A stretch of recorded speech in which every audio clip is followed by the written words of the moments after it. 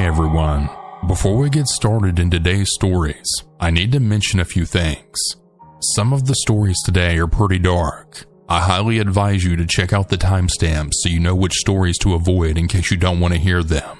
They're not all super dark, but some of them are. There will also be a few news articles linked in the description to confirm some of the story's validity, just in case any of you want to check that out. All that being said, let's begin. And remember to always stay hungry.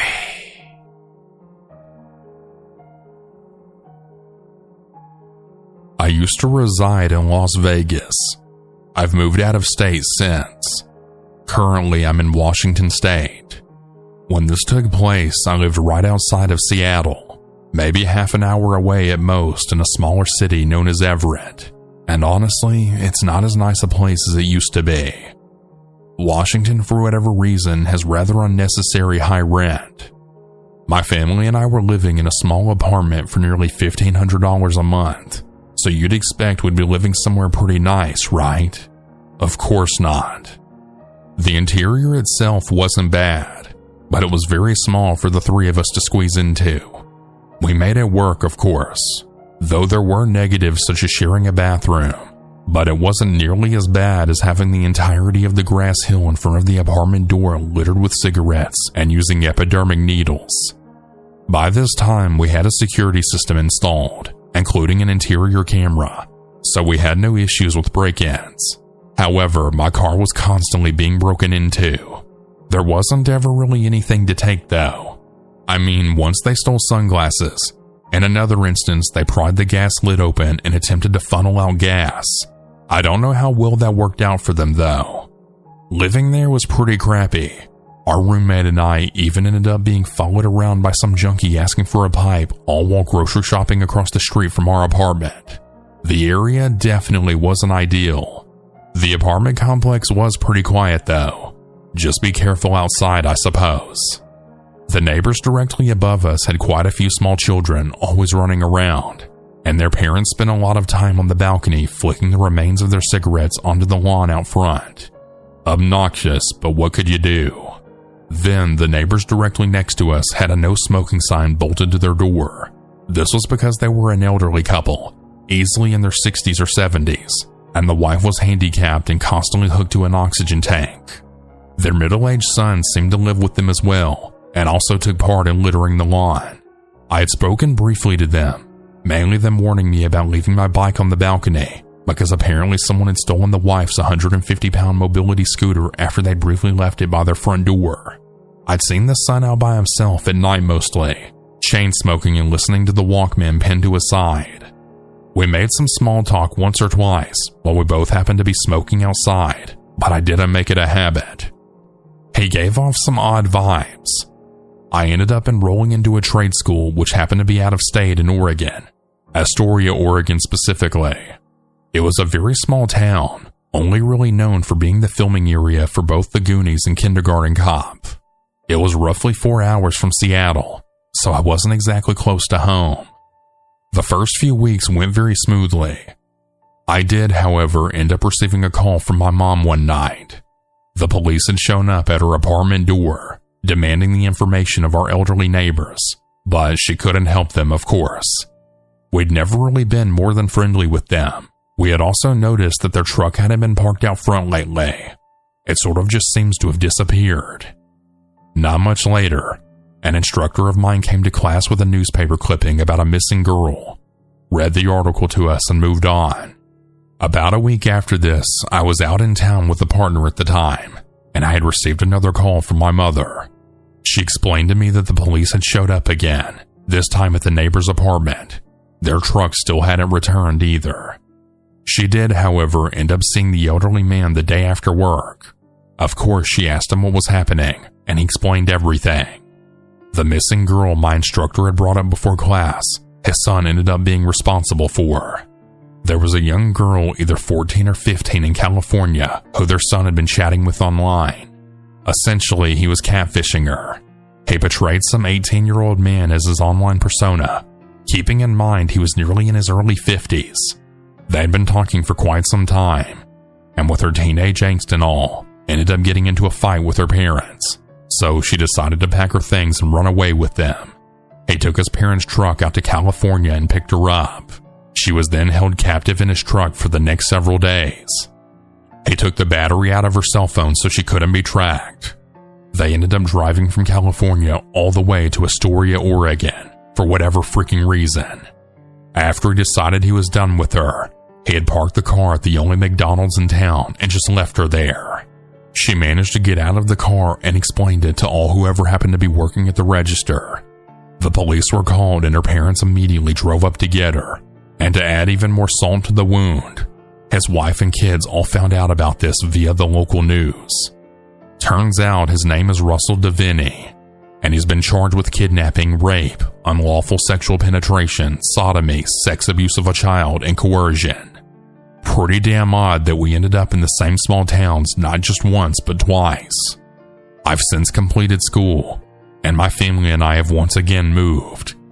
For anyone who'd like to know more information, and if anyone was questioning if there was any truth in my story, there will be a link in the description.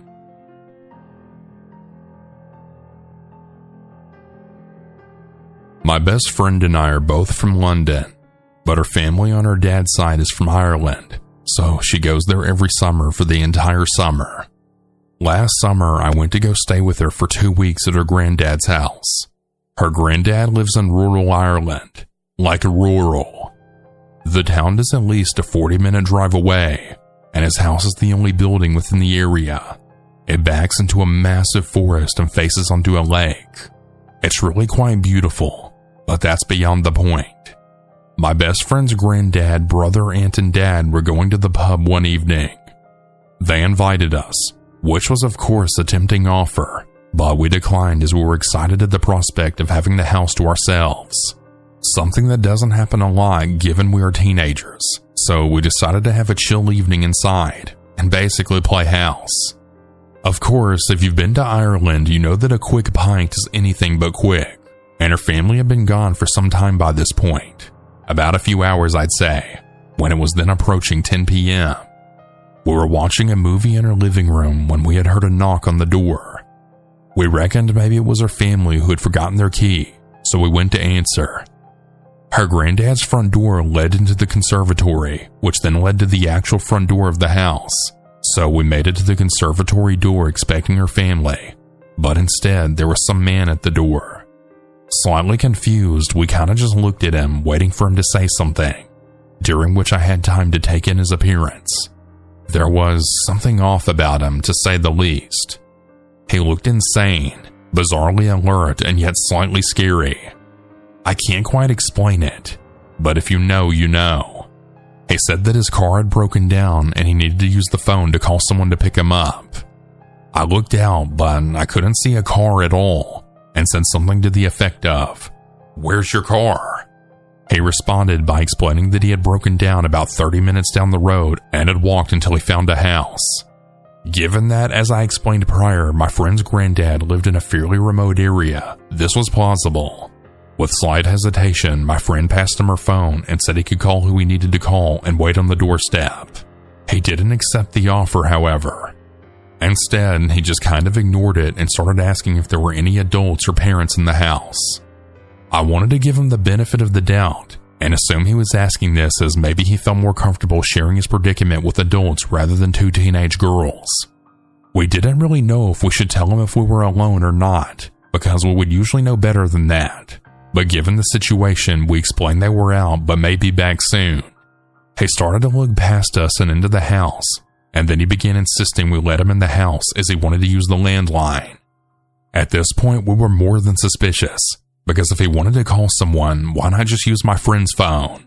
He was erratic, continuously insisting that we let him inside.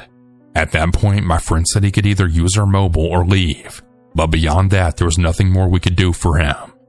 He insisted that he come into the house, so we just shut the door on him and locked it, and then we locked the door to the actual house. Freaked out, we sat in our living room trying to peep out of the window and see if he'd left.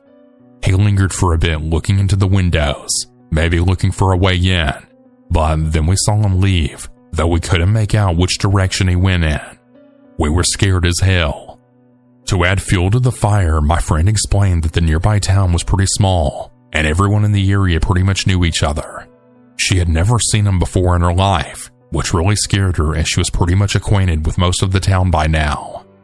We contemplated calling her dad, but since it had been about 30 minutes with no disruption, we just left it and continued on with our night.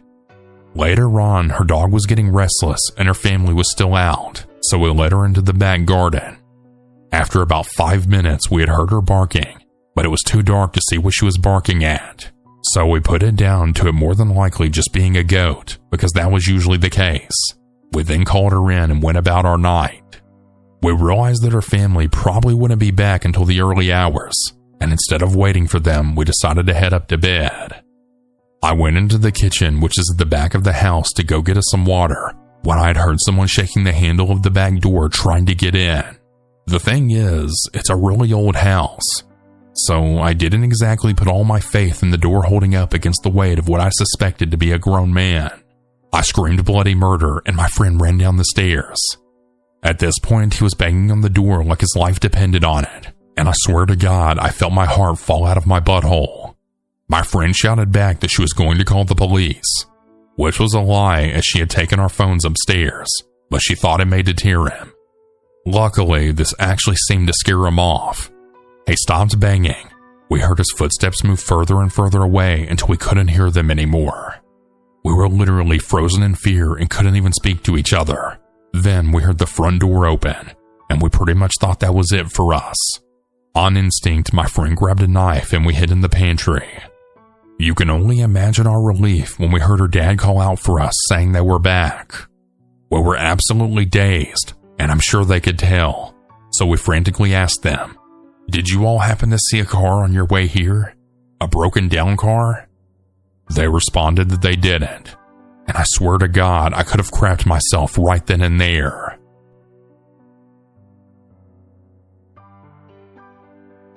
This encounter still bothers me to this day, and it happened about 12 years ago.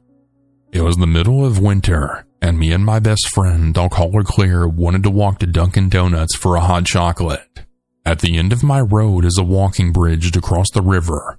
Then just up the road from there was a Dunkin' Donuts.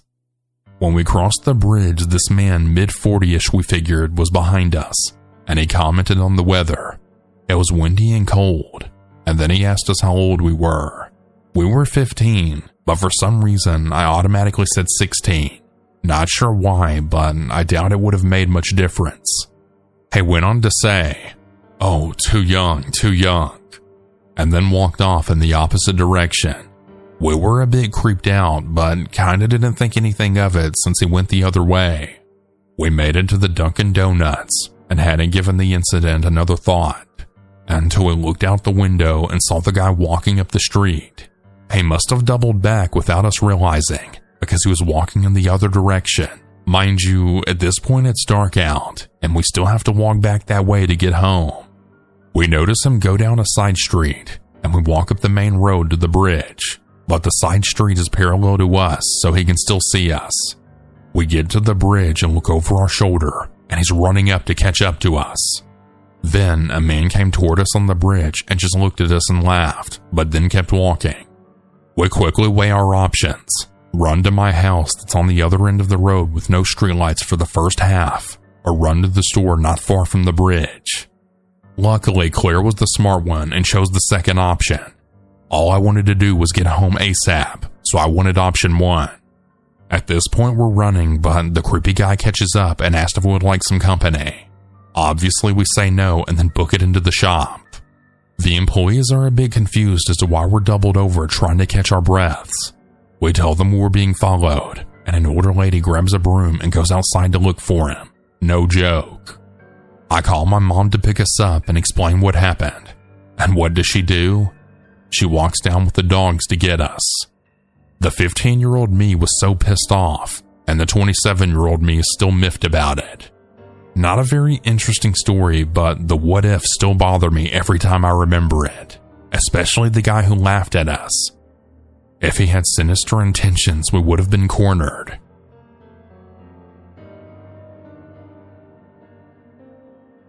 Just yesterday, I went to a friend's house for a small get-together at another buddy's place. It went great.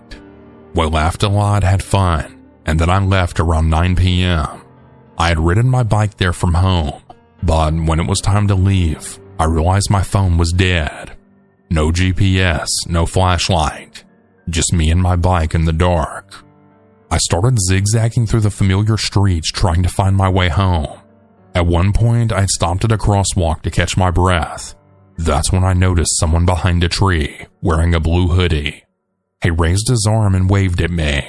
It was weird. I didn't wave back. I just got on my bike and kept moving. A few streets down, I suddenly heard heavy breathing and fast footsteps behind me. I turned around, and it was the guy in the blue hoodie, a white male running straight at me. I pedaled like hell. As I was speeding away, I had heard him yell, "Hey, fuck you!" I made it to a barbecue restaurant hoping to duck inside, but it was already closed. I looked back and he was still following me. I kept pedaling, hard pounding until I reached the AutoZone near my house. When I finally glanced behind me again, he was gone. For a second, I thought it was over, until I heard a voice near the front of the AutoZone, a male voice laughing maniacally. The laugh faded into the distance like he was walking away. I booked it home, locked everything, and tried to sleep. But unfortunately, my paranoia kept me awake.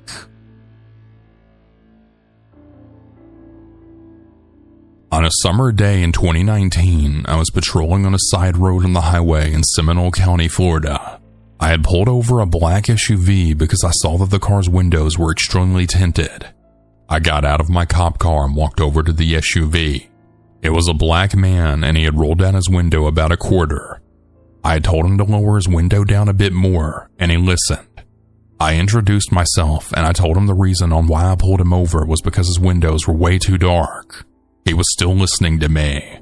I then asked him to roll his windows back halfway up for measurements. As I was measuring his window, I explained to him the requirements of how much you can have on your windows if it's tinted. After that, I asked him for his driver's license registration and proof of insurance. He rolled his window down some more, and he asked me how I was doing this morning, along with a laugh and smoking a blunt. I said that I was just living the dream. He gave me his driver's ID, and it said his name was Rocky Money Rudolph Jr. Seeing a name like that really amazed me. I told Rocky that his name was awesome, and he continued to laugh. Our conversation was going pretty friendly, and I thought this would be over with after I just give him a ticket, but time will tell, I guess. I was then telling Rocky that his registration had expired. He told me that he couldn't get that done because he was doing a project for a homeless community. I seemed to believe what he was saying, and I just said okay to him. We continued to have more friendly talk until I asked him a personal question. What I asked him was if he had smoked or if he had any friends who would smoke, or if there was marijuana in the car. This is when he started to get nervous. He simply told me, "No, sir." I then asked him if he had a Florida health insurance card that allowed him to smoke medical marijuana. He said no again. Now, I could tell he was lying because I had smelled a strong odor of marijuana coming from the vehicle. He was also laughing, and he was saying stuff that made no sense. He was definitely on something. I then told him to shut off the car, and this is where he started to get panicky. He asked me why, and this is where I started to be blatantly honest with him and said that I smelled marijuana and that he didn't have a card that allowed him to smoke it on him. I once again told him to shut the car off, and he started to give me the attitude. I was then trying to talk to him more about why he isn't allowed to be doing what he was doing, and while I was doing that, he turned his car back on. This is when I reached into his car to turn it back off, and I was ordering him to do a favor and to turn the car back off. But before I could finish that sentence, he became really aggressive and combative. He then put his car in drive, and this is where I hung onto his car hoping to stop him. I then pulled out my gun and I yelled at him to stop about 5 times. Rocky drove about 20 feet when I did all of that. I now lost my temper, and I ordered him to put his hands up. He started to cry and whine as if he knew he was going to jail. He then tried to claim that he didn't do anything. I just kept repeating myself like a broken record, commanding him to please put his hands up. Rocky then started to drive yet again. and as he was driving, he was now trying to reach for my gun. Here's where the story gets really dark, and if the people who despise cops are watching, now might be the time to leave the video or just move on to the next story. I still had my gun in my hand, and I then fired a shot at him and it missed. I then fired a second shot and it also missed. I fired one last shot, and yet again the shot missed. After the third shot, however, Rocky successfully knocked the gun right out of my hand with his own hands. I still hung onto the car for dear life, hoping not to die. Rocky still drove a few more yards until he made a turn into an interstate, and that's when I fell from the car and rolled into a median, and another car lost control and went into a ditch. Rocky then drove as fast away as possible, and I could no longer see him in his car. A red car was pulling up behind me, and a man got out and asked if I was alright. I just said, "Not really. My back is hurting like hell." The man from the car who went into a ditch also came out from his car and made sure I was okay. Luckily, he wasn't hurt. I then called for assistance because I couldn't get up. Assistance came no later than 15 minutes, and I was sent to the hospital. The other two people also came to the hospital to make sure I was all good. I was now at the hospital where I was treated for a minor back injury. What the doctors did was that they just gave me a steroid shot, and they had me on some prescription medicine, and then I went home at the end of the day. The pain in my back went away a few days later. The next couple of days was a manhunt searching for Rocky, and he was eventually found and captured and put into a correctional facility. On January of 2024, Rocky Rudolph was sentenced to 30 years in prison for attempted manslaughter, aggravated battery of a law enforcement officer, possession of a firearm by a convicted felon, resisting an officer without violence, fleeing and attempting to elude, attempting to deprive an officer of protection communication, and possession of cannabis. During the sentencing, Rocky made a brief statement saying that he was sorry for his actions and that he didn't mean to harm me, and that my actions caused him to panic, and that he really did respect the law enforcement. Now, me personally, I don't think he deserves 30 years. Yes, he did commit a crime, but I think that sentencing was way too harsh. If he ended up taking my life, he would be in prison for the rest of his life. This story shows you how quickly a normal routine traffic stop can go accordingly to plan, with a few shits and giggles to me almost dying because someone decided to disobey the law by driving off with me hanging onto the car, thinking this would solve everything and that he wouldn't face any legal trouble for it. But unfortunately, that's just not how the law and life works.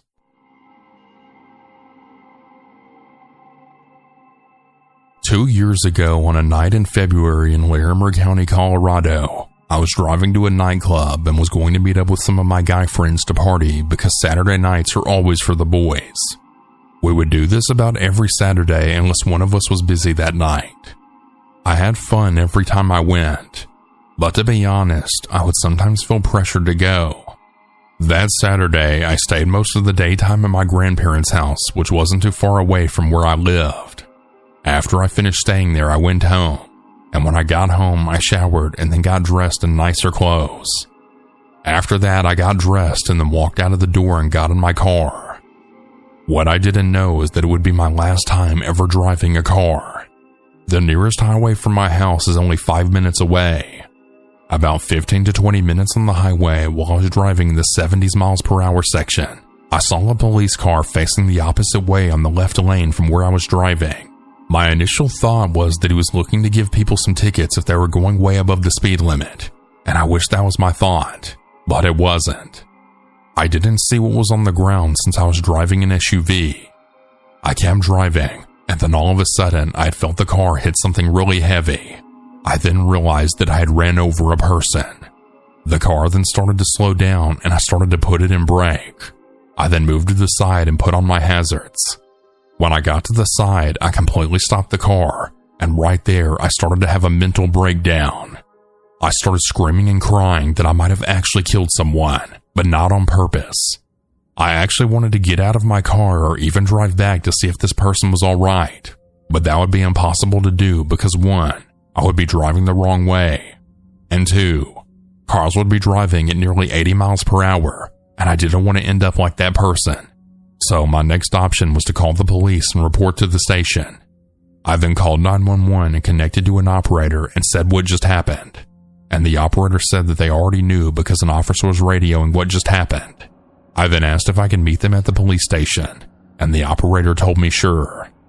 I got to the station like 10 minutes later, and I was panicking the whole way there. I went inside and had to fill out a form describing the incident. After that, I'd handed the form over to a woman at the front desk, and after I did that, she told me that the department will be in touch with me over the next week starting tomorrow. I told them okay and left the station. I took out my phone to see a bit of unread messages and some missed phone calls from some of my friends. They were probably waiting for me at the club. I called one of my friends whose name is Bob, and I told him that I'm not coming, and I told him the reason why. He sounded really shocked on the phone call, and he asked if I was alright. I told him that I wasn't in my right mind and that I needed to stay home for a few days. He sounded disappointed, but he understood well enough that I needed some time for myself. I got home and immediately crashed out on my bed. Over the entire next week, I learned that the victim's name was Brent Thompson, and he was 28 years old. He got pulled over because an officer ran his tags, and he realized that his registration was expired. When the officer interrogated him, Brent gave a fake name, and when the officer found out he was lying, he turned to confront Brent, and that's when he made a big mistake that he forever came to regret. He fled, and then he jumped onto the interstate that I was driving on, and that's when the officer tased him and he fell to the ground. Seconds later, I hit Brent. I didn't see him on the ground, nor did I see the officer on the side lane as it was pretty dark outside and I was going really fast in my car. Sadly, he didn't survive being hit, and his family filed a lawsuit against the officer and department. The district attorney determined that his actions were lawful, and he wasn't charged for what he did. I wasn't charged or fined either. I have never driven a car again due to the traumatic experience on that fateful night, and now I just book an Uber or have my friends drive me.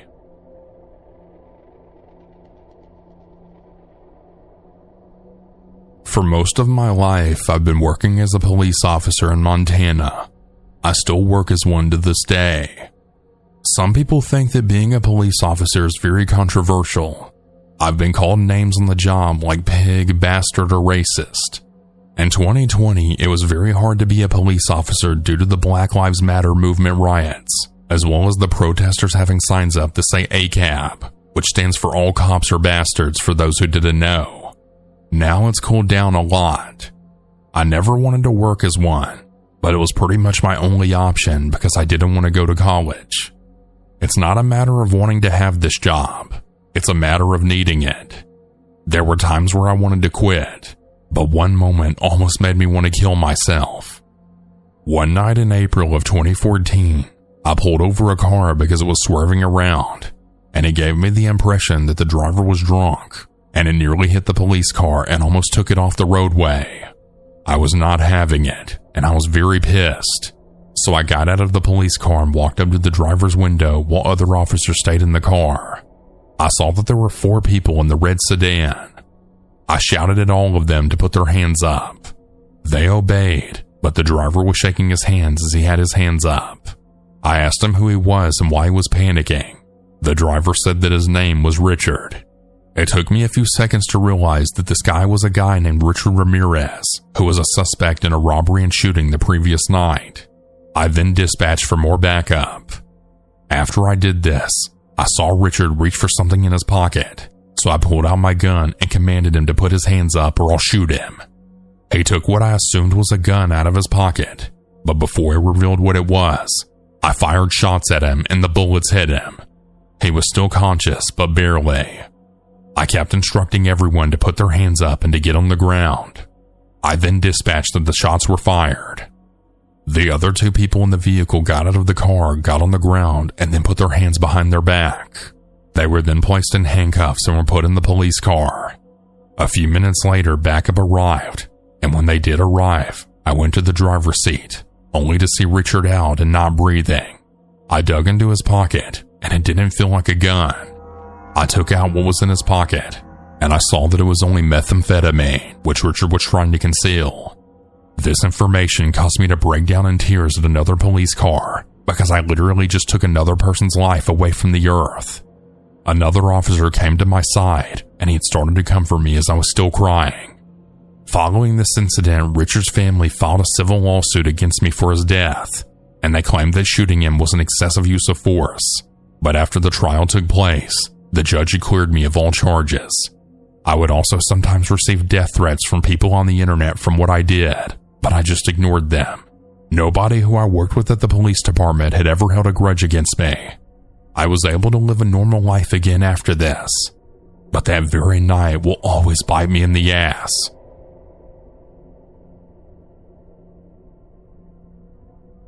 I was 21 back in 2019, and I worked during the day at a place called Coconuts Car Wash in Flagler County, Florida. I didn't go to college because I couldn't afford it. My boss wasn't exactly the friendliest person, but he paid me a respectable amount of money, and I got along with almost everyone at work, except for one guy who actually made me quit my job that year because of his creepy-ass advancements towards me. This guy's name was Nicholas Sess, and he was 25 years old. He started working at the car wash at the beginning of that year. At first, he seemed like he was a safe person to talk to. He acted polite, and he made eye contact with me whenever we had conversations. We exchanged each other's social media, and it was normal at first. In March, he had started acting more creepy towards me. He would keep touching me every chance that he could get. He would say he was doing it accidentally, but I wasn't dense, and I knew a liar when I would see one. He would also keep messaging me on Instagram for me to go out with them. I kept telling him that I wasn't interested, but he just didn't take the hint. I was now feeling unsafe at work. I couldn't stand being in the same area as that creeper. I tried to talk with the manager about this, but he was so rude, and he said to me that I have to deal with my own problems. I had no one to talk to. My parents weren't that loving to me, and I didn't have enough money to go and talk about this with a therapist. My other coworkers claimed that they were too busy to talk to. I was alone. Nick's behavior started to get even worse. He went on social media harassing me with disgusting love notes. One night, this finally reached a boiling point. I was just coming out of the shower with my bathrobe on, and the shades to my window were left open. I caught a quick glance outside for a brief second, turned away for half a second, and then I turned my head in that same direction again. What I saw was pure terror. The outside streetlights provided a clear view, only to see my creepy coworker Nick outside of my house sitting on what I assumed to be his bike. Right as he saw me, he pedaled off away from my house until I couldn't see him anymore. How did he even know where I lived? I never told him my home address, and I never hung out with him outside of work. That was it. I went to my phone and I blocked him on everything. After that, I emailed my boss and I told him that I was quitting because of Nick's advancements. I complained to my boss on many occasions, but he did nothing about it, and the only way to end this was if I left. After I finished that, I went to bed and I hoped that that would be the end of it. But the truth is, it wasn't, and it just kept getting worse from here. The next morning, I woke up and I saw a bunch of Instagram DM messages from an account that I didn't recognize. I opened the app and it was obviously Nick. He actually made another account because I blocked him. The messages really looked odd and didn't really make any sense. This made me very uncomfortable in nature. He also did the same for Snapchat. I blocked him on both apps again. Now, this was before you could block someone on Instagram and new accounts that they could create or have. The whole next 2 days, he would keep making more accounts, and I was still blocking them. In all honesty, I wasn't surprised in the least. Nick had become such a nuisance that I decided that I would disable all of my social media accounts because he was borderline stalking me. That night, I had heard a knock at my front door. It had to have been Nick. I walked over to the door and looked through the peephole, and this confirmed that it was in fact him. I didn't say anything because I didn't want to make it aware that I was home, despite all of the lights being on and my car being parked in the driveway. He kept knocking, and then he finally said something. He said that he will not leave, and if I didn't open the door and give him an explanation, that we would have a problem. Right then and there, I gathered the courage to say to him through the closed door that my father owned a gun. I then got my phone out and called 911. I connected to an operator and I told every detail over the phone. I stayed on the line until the police got there. A police car pulled up right in front of my house, and I saw 3 police officers step out of the car. They came in, and I told them everything that transpired. After this, they left, and they were able to locate where Nick lived. They didn't arrest him, but they did warn him to leave me alone. I really thought this would do something, but of course Nick didn't listen. In fact, the very next morning, the police caught him biking on his way to my house. This time, however, they actually arrested him, and he was taken to the police station. He was put in an interrogation room where he admitted to some very disturbing things. He confessed that he had been outside of my house multiple times for the past 2 months, and that he collected photos that I've posted online. This made me feel like my whole world was crumbling into pieces. Why would he still think that I would date him after I told him no so many times? He's very messed up in the head. Nick is currently facing a felony charge or burglary of a dwelling and misdemeanor stalking charge as well. He's looking to face up to 15 years in prison and $11,000 in fines. When he gets released from prison, I highly doubt that he'll still be obsessed with me and able to put it past him. I just hope that I'm right about that.